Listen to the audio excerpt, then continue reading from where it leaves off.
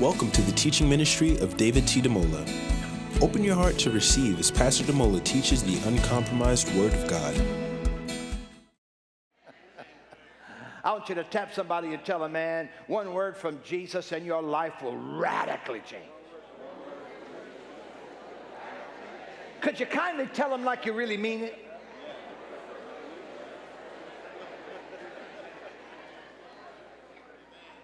Now you notice when I read that verse to you, maybe you didn't notice, but I'll show you what the art of preaching is about and how you can understand things when you see them from a different perspective. You ready for this?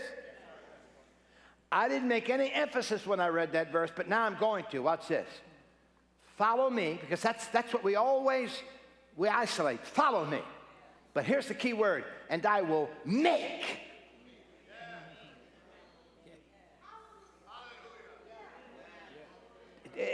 The rest of the thing doesn't really, it's less important. I will make you fishers of men. I will make you a prophet to the nations. I will make you a scientist. Say everything about us is ministry. Yeah. I will make you a biologist. I will make you a lawyer. I will make you a physician.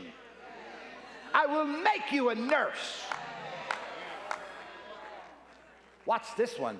I will make you a husband. I will make you a wife.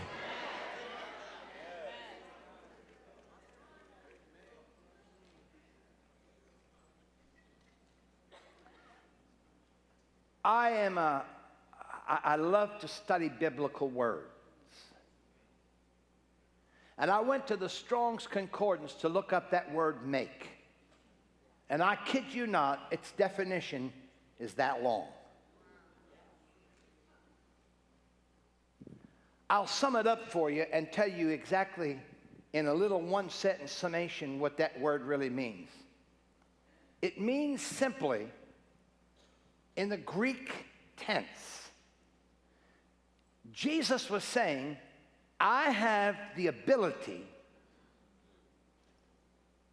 to do whatever I have to do to make you whatever I have decided to make you. Oh my God. Oh my God. Do you know that person? Let me tell you something. How many were here Thursday night? You know, the Spirit of God moved, and I talked about somebody going to college, right? I said, somebody needs, you need to do it. And a man came up to me after the service with his fiancée, and he said to me, he said, you didn't know this, but he said, I've just enrolled in Union College to become a physical therapist. And I was, and he said, this was a confirmation to me. See, you never know what God is up to in your life. You can start out digging a ditch and end up in a corporate law firm. Come on, help me somebody. You never know what God has in store for you, in mind for you. You never knew that when you were living in Pakistan, you would have those two boys of yours would be here in America. Now your son is heading to Washington to be somebody important, maybe in government someday. Can you imagine when you were living in Islamabad, Pakistan? You had no idea how God was going to arrange your life to bring you full-time to America. But you would have a ministry here in this church with Muslims and Jews and Buddhists and Hindus, that you would be that, and God would raise up your two boys to be important, who would go to Rutgers University with a full scholarship, who would be, come on, talk to me a little bit. You don't know how blessed you are.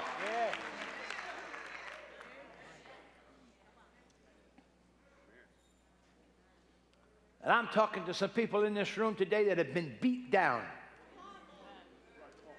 talked about, ridiculed, criticized, beaten up, not with hands, with words. Somebody made an ugly prophecy over your life. Now, you got to hear what I'm saying. I love to fish. It's one of my things I do to get my mind clear. When you're a fisherman, or in the fishing business, are we having a problem with the lights? Okay, all right. Watch this. Fishing becomes your life. It's, you know, if you catch a 14-inch fish, there's a 15-inch better one after. When you get to 15, there's a 20-inch. And when you get to 20-inch, there's a bigger one. And when you get 4, you want to get 8. And when you get 8, you want to get 20. Fishing gets in your blood. I want you to notice the context here. Look at it. Everybody look at it. Look at it. It says they were casting a net into the sea because they were fishermen. In other words, they were doing what they thought they were raised to do. Let me tell you what I love about the God that I serve. Can I tell you what I love about the God that I serve? He always finds you where you are, but never leaves you in the same condition he finds you.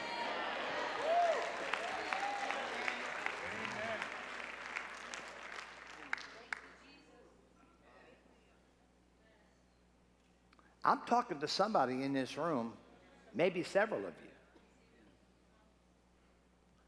that are about to experience radical change in your life from where God has brought you now to where God is bringing you in the days ahead.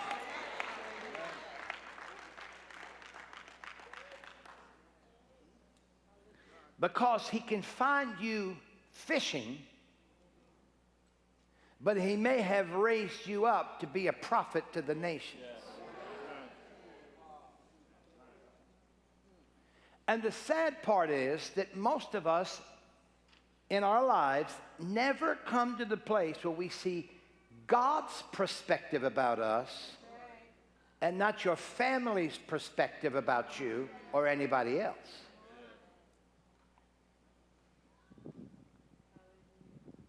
To my 2 brothers, I was just the young brother, the kid, the baby. I think there were times when my brothers were jealous that I put my head on my mother's shoulder and I was mama's boy. Didn't bother me then. And even in memory now, it doesn't bother me now. My mama she loved me. I couldn't do anything wrong to my mother. Any mamas in the room know what I'm talking about? Come on, you mamas in here. Come on, you mamas. Come on, you mamas. Come on, you mamas.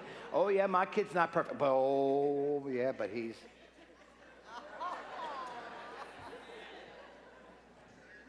I wouldn't expect you to be any different.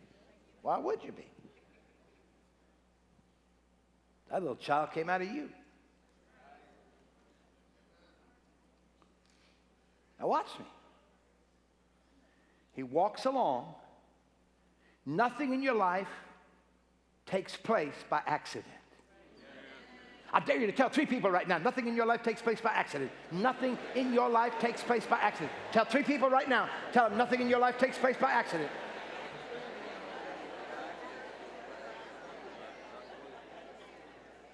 Nothing takes place by accident. The person you met in ShopRite yesterday.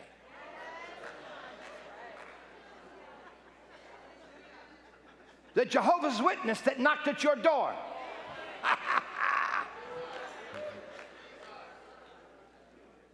The person you sit across in your office. Your neighbor that has the barking dog. How many know what I'm talking about? Come on. And I have to tell you about the Jesus that I serve. He shows up in the most unusual and unexpected places.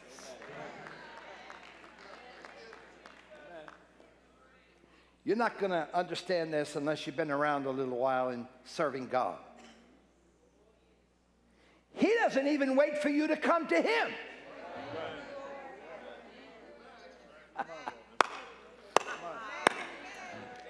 Come on, somebody. Can you put a smile on your face right now? Smile at somebody next to you. Smile big and say, he doesn't even wait for you to go to him. He goes and finds you where you are.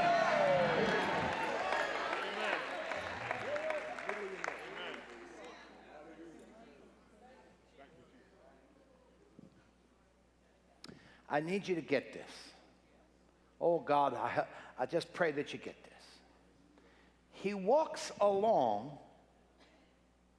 Now, look, let me back up a minute. Can I back up for a minute?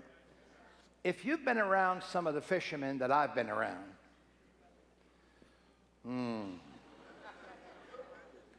you don't want your recorder on when they converse with you.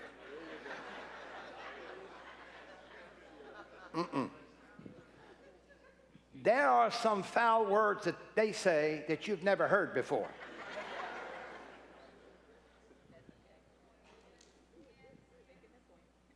It's an amazing thing to be on the two-way radio when you're out on the ocean. Because, you know, there are certain rules from the United States Coast Guard that you are not to say anything foul over that, you know, that conversation. Sometimes we have to turn it off. I didn't know that certain species of fish had middle names.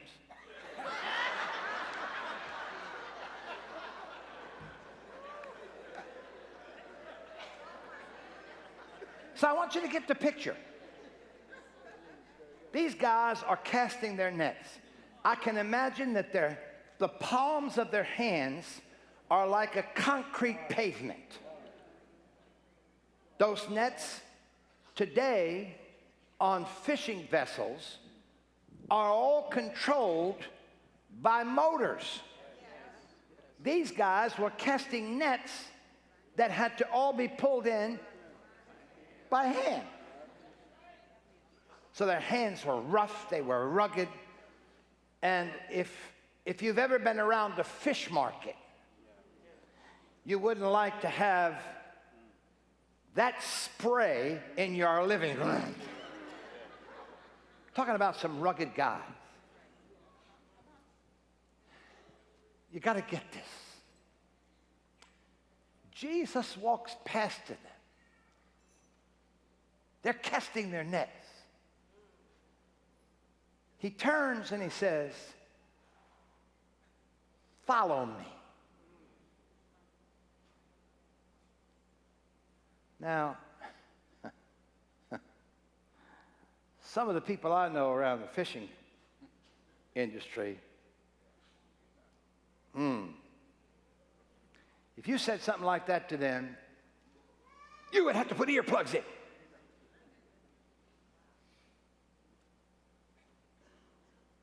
Trying to give you the power of words.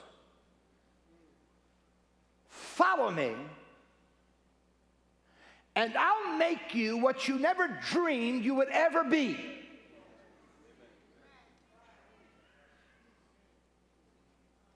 I have the ability to take you, change you, melt you, mold you, make you anything that I have determined in the eons of time for you to be.